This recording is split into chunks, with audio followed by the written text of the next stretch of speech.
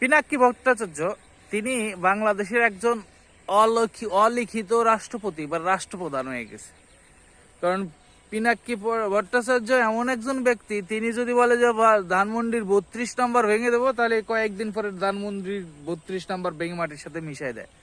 ব্যাপারটা বুঝছেন? বাংলাদেশ জন্মের কতটা গভীর একটা জায়গা হচ্ছে ধানমন্ডির 32 নাম্বার। সেই ধানমন্ডির 32 নাম্বার যেই ব্যক্তির মানে শুধু কথায় তার মোটিভেটের কারণে ভেঙে ঘুরিয়ে দিতে পারে, তাহলে সে কি করতে পারে? ধানমন্ডি 32 নাম্বার, চিন্তা করেন কত বড় ব্যাপার।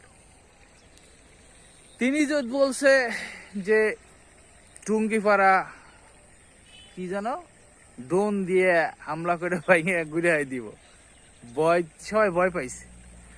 তিনি বলেন যে, মনে করেন যে স্বরাষ্ট্র উপদেষ্টাকে বলেন যে আমি যদি স্বরাষ্ট্র উপদেষ্টা হতাম তাহলে সারা রাত ভরে বিভিন্ন জায়গায় জায়গায় করতাম, ঠিক আছে, কি বলে ওটাকে, পেট্রোলিং করতাম বা দেখতাম, ঠিক আছে, অভিযান পরিচালনা